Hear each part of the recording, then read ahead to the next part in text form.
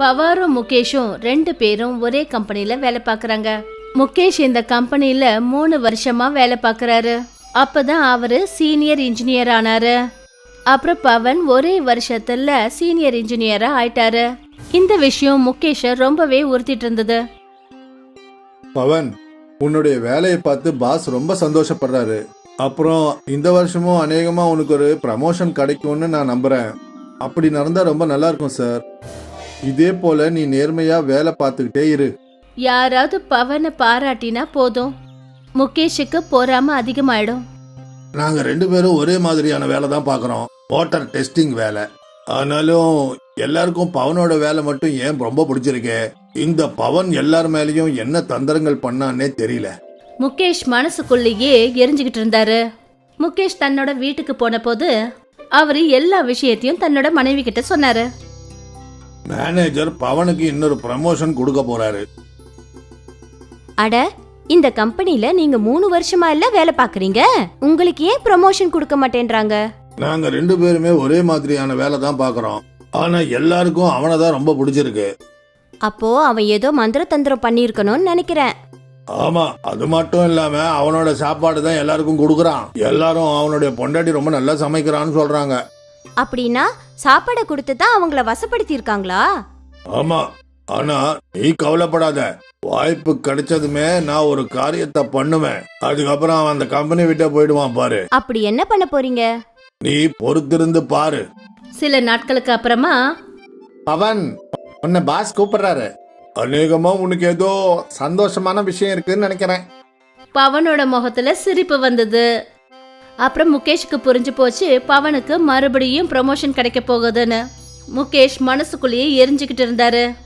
நான் இந்த கம்பெனில 3 வருஷமா உழைச்சிக்கிட்டு இருக்கேன். இது வரைக்கும் எனக்கு ப்ரமோஷன் கிடைக்கல. ஆனா இவனுக்கு மட்டும் ப்ரமோஷனுக்கு மேல ப்ரமோஷன் வந்துகிட்டே இருக்கு. இவனுக்கு இவனுடைய தகுதி என்னன்றது நம்ம காட்டியே ஆகணும். அப்புறம் அவ்வளவுதான், பவன் அந்த இடத்த விட்டு போனதும் முகேஷ் பவனோட இடத்துக்கு போனாரு. அப்புறம் பவன் ஃபிட் பண்ணிட்டு இருந்த மோட்டார்ல அதுல இருக்கிற சில வயசை எடுத்துட்டாரு. அப்புறம் மறுபடியும் தன்னோட இடத்துக்கு வந்துட்டாரு. கொஞ்ச நேரத்துல பவன் சிரிச்சுக்கிட்டே திரும்பி வந்தாரு. அட முகேஷ் அண்ணா, இன்னைக்கு நான் ரொம்ப சந்தோஷமா இருக்கேன். எனக்கு ப்ரமோஷன் கிடைச்சிருக்கு. வாழ்த்துக்கள் பவன். பவன் ரொம்ப சந்தோஷமா இருந்தாரு. அவரு தன்னோட ஆயுதங்களை எடுத்தாரு. அப்புறம் தன்னோட கை வேலைகளை முடிக்க ஆரம்பிச்சாரு. அப்புறம் அவரு அந்த மோட்டரோட பட்டனை அழுத்தினதும் அவரோட மோட்டர்ல இருந்து ஏதோ தீப்பொறி வந்தது. அப்புறம் மோட்டார் ஒரு பாம் மாதிரி வெடிச்சது. முகேஷ் ரொம்ப சந்தோஷப்பட்டாரு. பவனுக்கு ஏதாவது ஊனமாயிருக்கும்னு நினைச்சாரு. சத்தத்தை கேட்ட உடனே அங்க இருக்கிறவங்க எல்லாரும் கூடி வந்து நின்னாங்க. அந்த புகை எல்லாம் மறைஞ்ச உடனே முகேஷுக்கு அதிர்ச்சியா இருந்தது. பவன் அங்க நல்லபடியா தான் இருந்தாரு. அவருக்கு என்ன சின்ன லேசான காயங்கள் ஏற்பட்டுச்சு, அவ்வளவுதான். பவன், பவன், நீ நல்லா தானே இருக்க? சார், எனக்கு ஒன்றும் இல்லை, நான் நல்லா இருக்கேன். இதெல்லாம் எப்படி நடந்துச்சு? அதான் தெரியல சார். நான் இந்த பட்டனை அழுத்தின உடனே மோட்டார் வெடிச்சிடுச்சு. அநேகமா ஷார்ட் சர்க்கியூட் ஆயிருக்கும். நீ முதல்ல டாக்டரை போய் பாரு. அங்கிருந்து அப்படியே வீட்டுக்கு போயிடு. இன்னைக்கு வேலையை முகேஷ் பார்த்துக்குவாரு. அதுவும் இல்லாம நாளையில இருந்து நீ சூப்பர்வைசிங் வேலை தான் பார்க்கணும். சரிங்க சார். பவன் போய் தண்ணிய குடிச்சாரு. அப்புறம் அங்கிருந்து கிளம்பி போனாரு. மேனேஜர் முகேஷை பார்த்து முறைச்சுக்கிட்டே இருந்தாரு. நீங்க என் கேபினுக்கு வாங்க. மேனேஜர் முகேஷ முறைச்சுக்கிட்டே இருந்தாரு. முகேஷ் மேனேஜரோட கேபின்ல நின்னுட்டு இருந்தாரு. மேனேஜர் தன்னோட லேப்டாப்ல முகேஷோட வீடியோவை ப்ளே பண்ணாரு. அதுல முகேஷ் பவனோட மோட்டார்ல ஏதோ ஏடாகுடம் பண்ணிட்டு இருந்தாரு. இந்த வீடியோவை பார்த்ததும் முகேஷுக்கு வேர்த்து கொட்ட ஆரம்பிச்சிருச்சு. இன்னைக்கு நடந்த விஷயம் ஒன்னும் விபத்து இல்ல. இதெல்லாம் உன்னுடைய சதின்னு எனக்கு தெரியும். நீ பவனை கொல்ல பாக்குறியா? அது ஒண்ணு இல்ல சார். என்ன இல்ல? அந்த கடவுளோட கருணையால பெரிய விபத்து நடக்கல. ஒருவேளை பவனுக்கு ஏதாவது ஆகி உயிர் போயிருந்தா அப்புறம் இந்த ஃபேக்டரி மேலயும் கேஸ் நடந்திருக்கும். நீ இதெல்லாம் செய்யறதுக்கு முன்னாடி ஒரு முறை கூட யோசிக்கவே இல்லையா? பவனோட குடும்ப நிலைமை என்ன ஆகும்னு, அப்புறம் அவனுக்கு என்ன ஆகும்னு? இதே விபத்து உனக்கு நடந்திருந்தா அவன் புதுசா வந்திருக்கலாம். ஆனா உன்னை விட திறமைசாலி. அவனுடைய திறமைக்கு தான் அவனுக்கு ப்ரமோஷன் கிடைச்சிருக்கு. நான் உன்னை வேலையை விட்டு தூக்குறேன். நாளையில இருந்து நீ வர வேண்டிய அவசியமே இல்ல. இல்ல சார், இல்ல சார், இனிமே நான் அந்த மாதிரி எல்லாம் பண்ணவே மாட்டேன் சார். இன்னைக்கு நீ செஞ்ச காரியமே ரொம்ப போதுமானது. அடுத்த வாய்ப்புன்னு உனக்கு ஒண்ணு கிடைச்சாதானே? இந்தா உன்னுடைய ரிலீவிங் லெட்டர். நாளையில இருந்து இங்க வந்துடாத. முகேஷ வேலையை விட்டு தூக்கிட்டாங்க. அவரு தனக்கு தானே ஒரு குழிய தோண்டிக்கிட்டாரு. அவரு பவனுக்கு கெடுதலை செய்யணும்னு நினைச்சாரு. ஆனா கடைசியில அவருக்கே கெட்டது நடந்துடுச்சு. முகேஷ் அழுதுகிட்டே இந்த விஷயத்த தன்னோட மனைவி கிட்ட சொன்னாரு.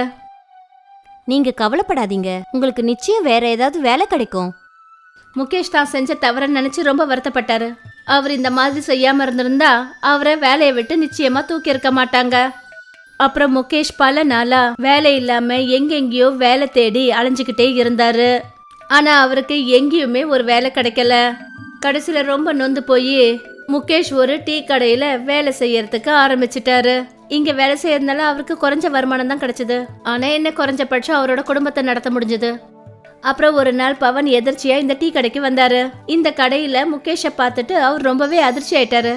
முகேஷ் அண்ணே, நீங்க இங்க? ஆமா, என்ன வேலையை விட்டு அனுப்புனதுக்கு அப்புறம் எனக்கு எந்த வேலையும் கிடைக்கல. உங்களை வேலையை விட்டு தூக்கிட்டாங்களா? ஆனா ஏன்? அப்பதான் முகேஷ் பவனுக்கு எந்த விஷயமும் தெரியாதுங்கிறத தெரிஞ்சுக்கிட்டாரு. முகேஷ் அழுதுகிட்டே பவன் முன்னாடி தான் செஞ்ச குற்றங்களை ஒத்துக்கிட்டாரு. நான் உன்னை பார்த்து ரொம்ப பொறாமப்பட்டேன். நான் உனக்கு தீங்கு செய்ய நினைச்சேன்பா. மோட்டர்ல நான் தான் ஏடகோடம் பண்ணேன். ஆனா பாரு, நான் எந்த மாதிரி ஒரு காரியத்தை பண்ணேன்னு. பவன் முகேஷை இந்த நிலைமையில பார்த்துட்டு ரொம்ப பரிதாபப்பட்டாரு. முகேஷ் பவனுக்கு என்னதான் கெட்ட செயல்களை செஞ்சிருந்தாலும் ஆனா பவன் இப்பவும் அவருக்காக நல்லதை தான் யோசிச்சாரு. பவன் முகேஷை கூட்டிக்கிட்டு மேனேஜரை பார்க்கறதுக்கு அவரோட கேபினுக்கு நேரா போனாரு. சார், எனக்கு தெரியும் முகேஷ் அண்ணன் பொறாமப்பட்டு தான் இப்படி எல்லாம் செஞ்சுட்டாரு. அப்புறம் இப்படி ஒரு நிலைமை இவருக்கு என்னாலதான் ஏற்பட்டுடுச்சு. இதை என்னால தாங்கிக்க முடியல சார். சார் ப்ளீஸ் இவரை மறுபடியும் வேலையில சேர்த்துக்கங்க சார். Sir please sir. இல்ல பவன், இவர் மறுபடியும் அந்த மாதிரி செஞ்சாருன்னு வச்சுக்கோங்க. இல்ல சார், அந்த மாதிரி இனிமே செய்ய மாட்டாரு சார். இவரு தான் செஞ்ச தப்புக்கு ரொம்ப வருந்துறாரு சார். சார் ப்ளீஸ் சார், இவருக்கு கேரண்டி நான் கொடுக்கறேன் சார். சார் ப்ளீஸ் மறுபடியும் இவரை வேலையில சேர்த்துக்கோங்க சார். மேனேஜரும் முகேஷை பார்த்து பரிதாபப்பட்டாரு. நாளையில இருந்து நீ மறுபடியும் வேலையில வந்து சேரலாம். ஆனா ஞாபகம் வச்சுக்கோ, தெரியாம கூட உன்னால யாருக்காவது தீங்கு நடந்துச்சு, நான் நேரா உன்னை போலீஸ்ல ஒப்படைச்சிருவேன். இல்ல சார், இல்ல, இனிமே என்னால யாருக்கும் எந்த பிரச்சனையும் வராது சார். ரொம்ப நன்றி பவன். நான் உன்னை பத்தி ரொம்ப தப்பா நினைச்சிட்டு இருந்தேன். என்ன மன்னிச்சிடுப்பா ப்ளீஸ். பரவாயில்ல விடுங்கண்ணே, தவறுகள் செய்யறது மனிதர்களோட இயல்பு. பவன் முகேஷை ஆறுதலா அணைச்சுக்கிட்டாரு. மறுநாள்ல இருந்து முகேஷ் மறுபடியும் ஃபேக்டரியில வேலை செய்ய ஆரம்பிச்சாரு. ஆனா அவர் இப்ப ரொம்ப மாறிட்டாரு. அவருக்கு யார் மேலேயும் எந்த ஒரு பொறாமையும் இல்ல. அவரு தன்னோட வேலையை பார்ப்பாரு, அப்புறம் வீட்டுக்கு போயிடுவாரு. அவர் தெரிஞ்சுக்கிட்டாரு கெட்ட செயல்களை செய்யறதுனால மோசமான விளைவுகள் தான் ஏற்படும்னு. அப்புறம் மத்தவங்களுக்கு குழி தோன்றன்னு நினைச்சுக்கிட்டு குழி தோண்டினா அதுல அவங்களே போய் விழுந்துருவாங்கன்னு.